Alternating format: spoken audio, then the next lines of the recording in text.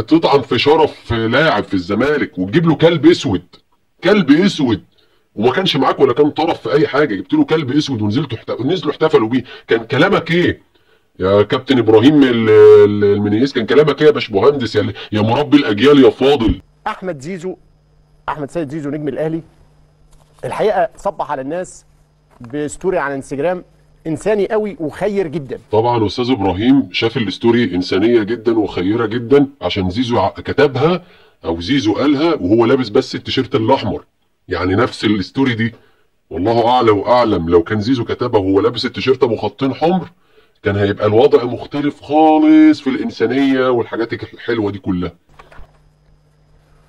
واحده من مهام ملك وكتابه دايما دعم الجانب الايجابي، بالذات ما يتعلق بالقيم والاخلاق والاصول.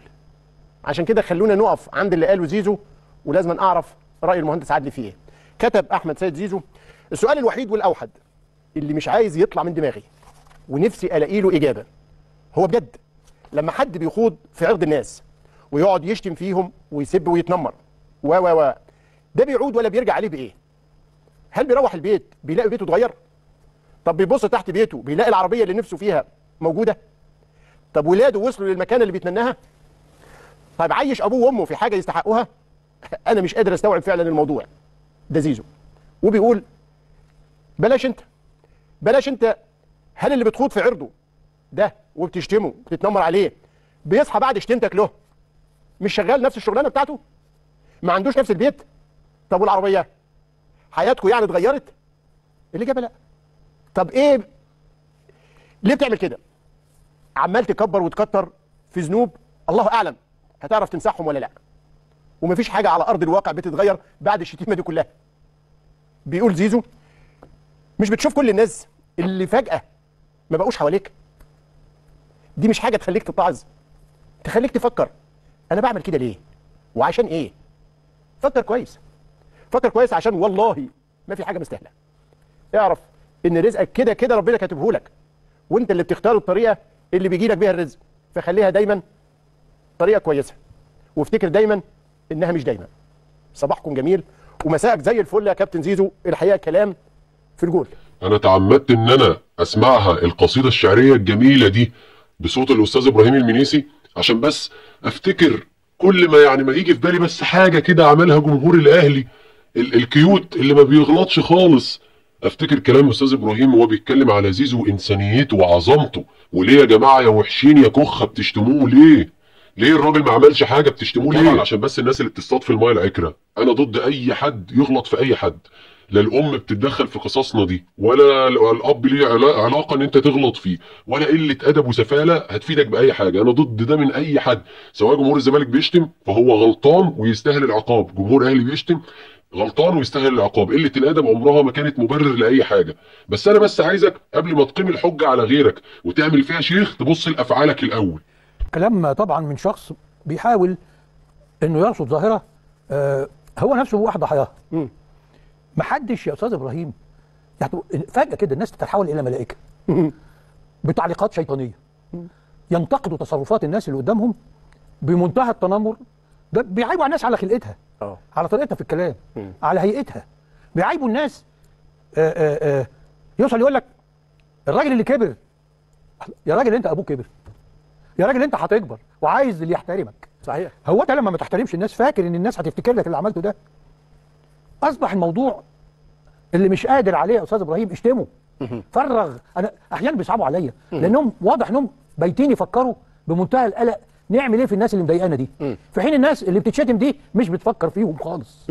ممكن ما فيش حد فينا بيحب انه يتقال عليه كلام فيه تجاوز ولا يمسه ويمس اسرته ويمس اللي حواليه. سبحان الله يا باشمهندس عدلي، سبحان الله يا اللي دلوقتي عرفت الحكمه والانسانيه ومحدش بيحب يتشتم ولا اسرته تتشتم، وكلمه اللي اصل دلوقتي بقى كل اللي مش عارف يعمل حاجه بيشتم، وان كابتن زيزو احد ضحايا الشتايم. سبحان الله، يعني زيزو ده وهو عندي بيلعب بالخطين الحمر كان بالونه وكان بتاع ضربات جزاء وكان ما بيعرفش يعمل حاجه وكان بيتشتم منكم انتوا، مش منكم انتوا كاشخاص، من جمهوركم كاشخاص على الفاضي وعلى المليان. كان بيتشتم على الفاضي وعلى المليان من غير ما يأذيكم، من غير ما يضركم، من غير ما يسيبكم ويمشي ويعمل اللي عمله مع الزمالك ده.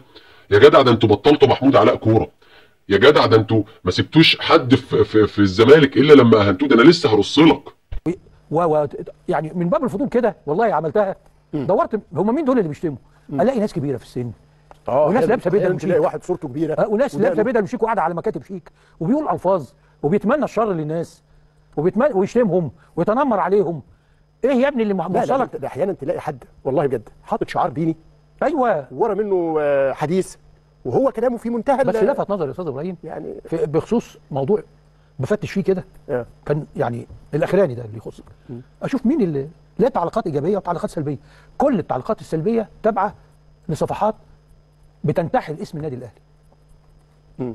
وهنا الخطوره، هو ده الغباء الاصطناعي. طيب بمناسبه زيزو والتغريده الطيبه اللي قالها، اللي اتمنى ان الناس تعيها بجد، الاسوياء يا استاذ ابراهيم. ما تضيعش وقتك مع الناس اللي عندها يأس وعندها مرض بتفش غلها في اي حد. التغريده الطيبه اللي بتتمنى الناس تعيها بجد، ويقول لك الاسوياء محدش بيحب ان اسرته تتشتم. يا جدع ده انتوا، ده الجمهور عمل اغنيه لشيكابالا، يا شيكا قول الحق ادم كذا ولا لا. يا جدع يا جدع ما تبقاش لا مؤاخذه لما تتكلم عن الشرف، يعني لا مؤاخذه لما تتكلم عن الشرف حرفيا والله.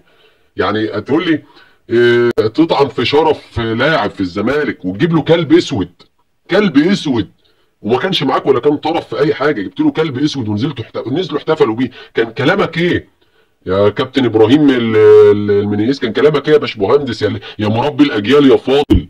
كان كلام حضرتك ايه؟ كان رايك ايه لما خدنا في عرض انسان عشان بس منافس ليا؟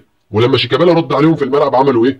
قال لك عيب في جمهور، في ستات في المدرجات. طب ما الست اللي قاعده في المدرج دي جوزها جنبها وهو بيقول يا شيكا قول الحق كذا كذا ولا لا؟ كان جنبها جوزها وكانت جنبه هي، وجوزها بيقول الكلام الوسخ ده ومحدش فيكم اعترض.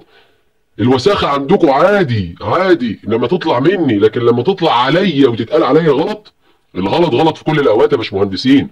انتوا مش قاعدين في مسطبه، مش قاعدين بنلقح على بعض. احنا تنظر عليا تقول لي ده كويس وده غلط من وجهه نظرك ومن وجهه نظر انا، لما اقوله يبقى لا، ما ينفعش انت تقوله يا راجل. ده بعض جماهيركم بطلت محمود علاء كوره من ساعه موضوع نهائي القرن. يعني اذوا الراجل في اكل عيشه، فضلوا وراه لحد ما الراجل مستواه بقى زي الخرا ومشي، ودلوقتي ما حدش عارف له طريق، ما حدش عارف هو فين يا راجل. وتقول لي اصل تغريده سويه والاسوياء وكلها معاني وقيم. فين المعاني والقيم دي لما بتبقى يعني لما بتبقى منك انت الغلط؟ بيبقى فين المعاني والقيم والاخلاق؟ فين؟ بيبقى جمهور ومتحمس ومتعصب، وانت اللي استفزتهم يا كابتن. انت يا كابتن شيكا اللي استفزتهم. انت ازاي تجيب جون او ازاي ان انت تمثل نادي تاني؟ ازاي يا كابتن؟ انت بتبقى انت المستفز لما يكون الشتيمه منه هو، لكن شتيمه على واحد. ده انت كمان يا راجل، ده انا بقول لك زيزو كان بيتشتم وهو عندي كان بيتشتم من غير ما يعمل لك حاجه، من غير ما يأذيك. ما بالك انا اللي حلف بحياه بنته وحلف مش عارف بمين وخني في كلام وخني في وعود ومتفق معاك وهو على ذمه التعاقد معايا، قصص كبيره كده لسه القضاء بيفصل فيها، ما ينفعش نتهم حد فيها في حاجه.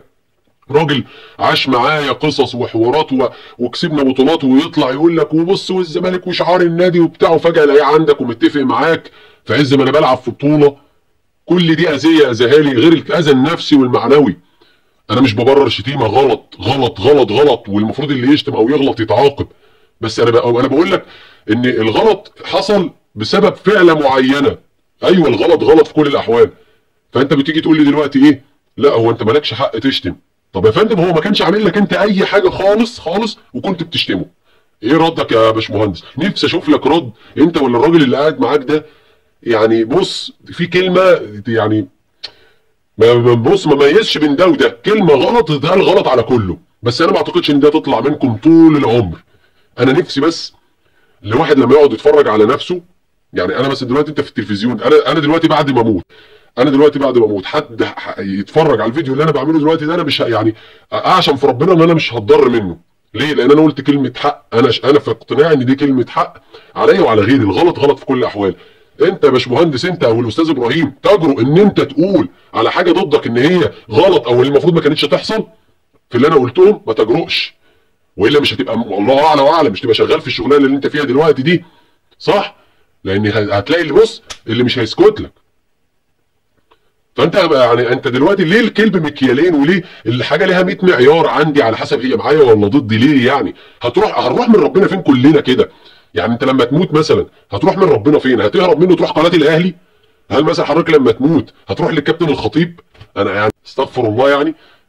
هل حضرتك مثلا لما تموت انت وكابتن الخطيب وانا وكلنا، ايه اللي هتستفيد ايه يعني؟ هنهرب نروح للقلعه الحمراء يعني؟ ربنا المستعان والله.